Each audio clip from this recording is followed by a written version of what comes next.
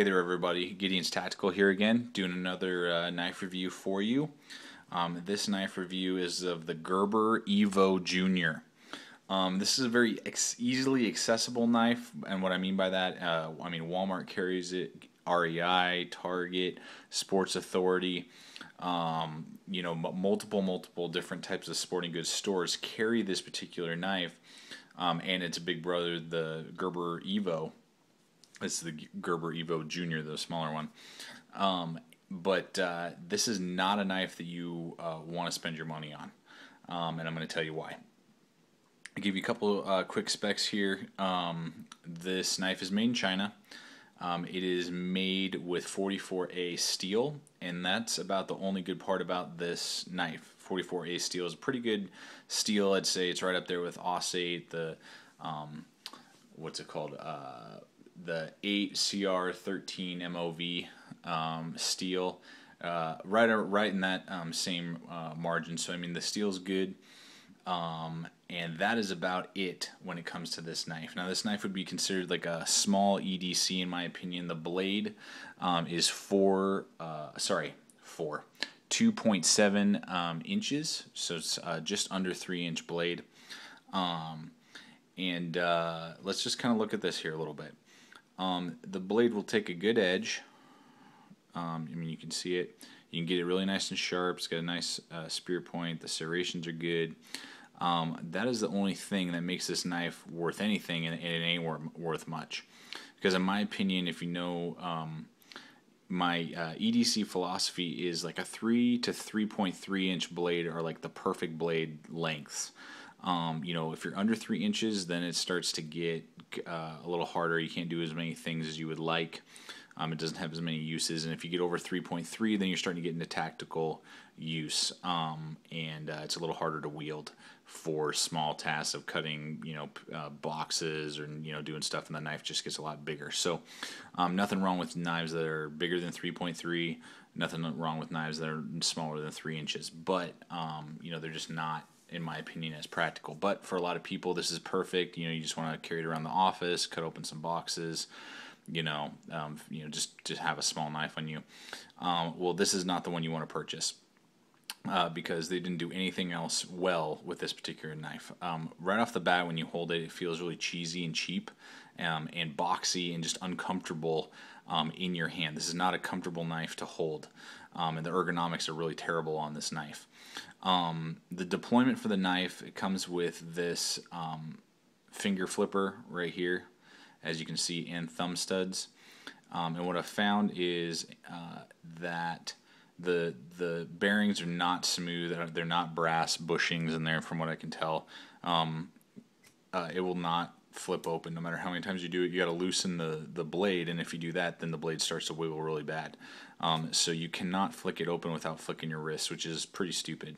And in fact, the thumb studs actually work better. I barely have to flick my wrist, and see, I barely did it, and I can get it to deploy with the thumb studs. So this finger flipper is just really small and just really bad design. If they made it a little bit bigger, maybe you could have gotten some little more leverage, and then it would have flicked open a little bit better. So the thumb studs actually work better to deploy this thing than the finger flipper. First bad thing I don't like about that.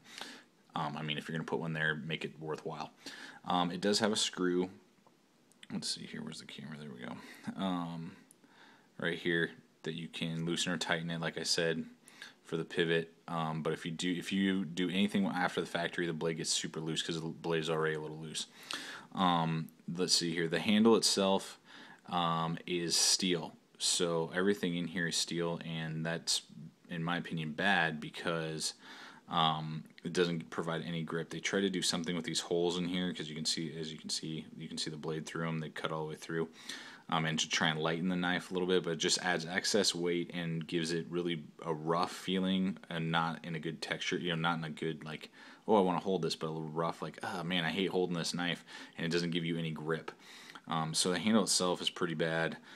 Skeletonized. It's just got a couple little pieces right there, but no G10, no grippy plastic, or anything else like that. It does have little screws, as you can see right here, so you can take it apart and clean it if you wanted to, which I guess is okay. let's see here. They did an attempt at, as you can see right here, jimping on the blade. The bad thing is, if you've seen my drifter review, they did the same thing. The handle actually covers up the jimping, so the jimping does nothing. When you're holding it, there's you can, I mean, this isn't going to give you any sort of grip or anything like that. You can, I mean, it doesn't do anything. If they had raised the blade up just a little, then you would have felt something there, and it would have done, it would have worked out okay. Let's see here. The handle is very small in your hand. I wear large size gloves, and my pinky is just not even on it. I mean, yeah, I mean, when I'm holding it to cut anything, my pinky isn't even touching that handle.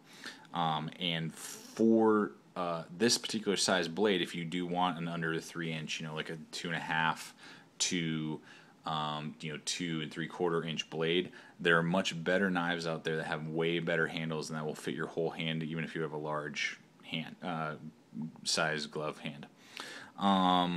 Really, the only other thing, I mean, there's not a lot on here. You know, it's a locking mechanism, liner lock. The liner lock is really weak. I mean, I can wiggle this thing definitely, and like I said, I mean, if you do any sort of loosening of the bolt there to try and get this to actuate better and the blade to come out quicker, then you're going to get even more play. But I mean, this is wiggling like crazy. It's super flimsy steel there. I wouldn't trust it with my life at all for that liner lock right there. So I mean, it is liner lock, not good quality in my opinion. And then finally, the pocket clip. The pocket clip is pretty weak, and it rides really far off, so it just doesn't help the ergonomics of the knife. I mean, it just rides really far off from the body of the knife. Has this loop, and what I've found is that knives that have that particular type of loop style pocket clips seem to be really weak up here, and it's very easy. I know that if I put leverage on this, I could totally just bend this pocket clip right up and out. You could take it off if you wanted to, you know, attach it to your keychain, but it doesn't have any sort of lanyard, hole, thing, whatever, that you could really feed anything through to maybe put it on your keychain or something like that. So, I mean, just any way you slice it, like this is a much stronger, a better pocket clip, how it just comes straight off the body and goes down.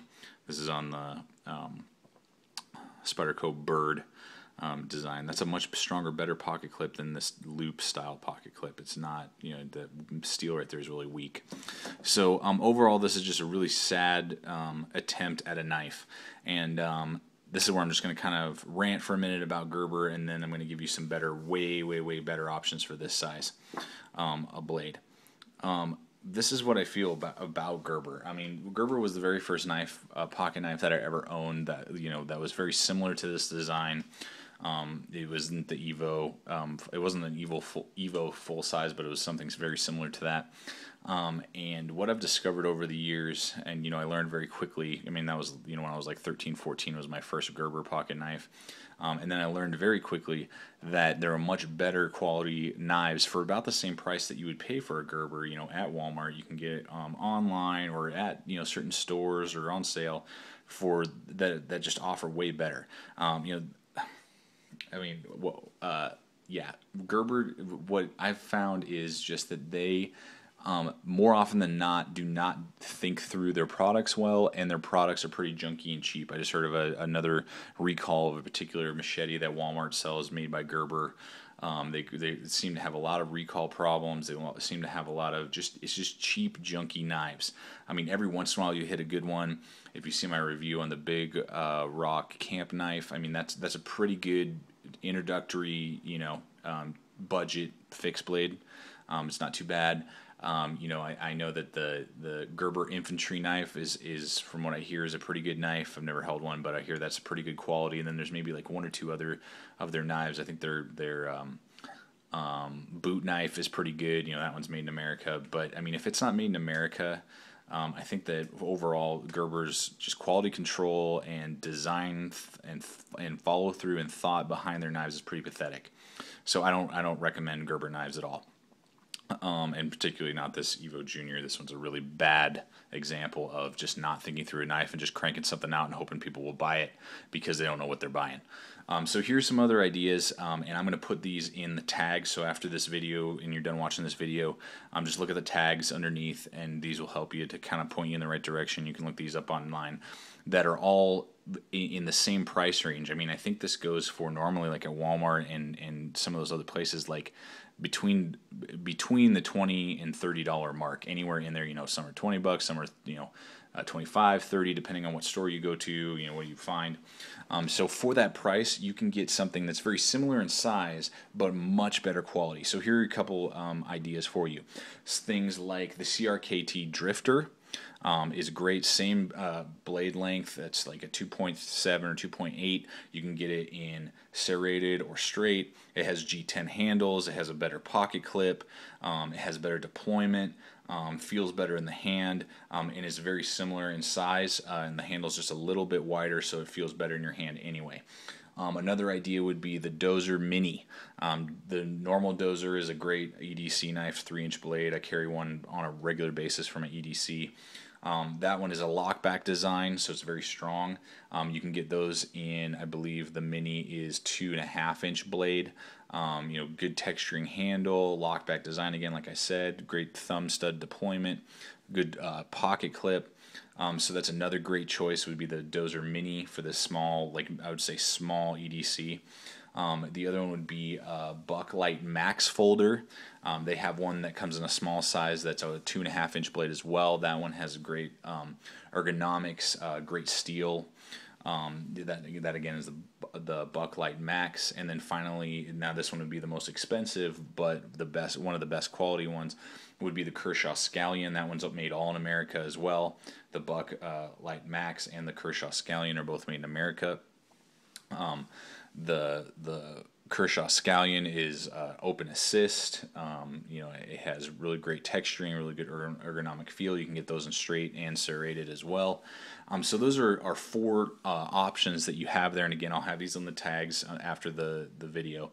But those are some great ideas and examples of a much better knife than this Gerber EVO Junior. So hopefully that helps you out. Hopefully that just kind of points you in the right direction. So remember, guys, stay equipped and stay prepared, and please steer yourself away from the Gerber EVO Junior. Not a good quality knife. Thanks. Have a good one.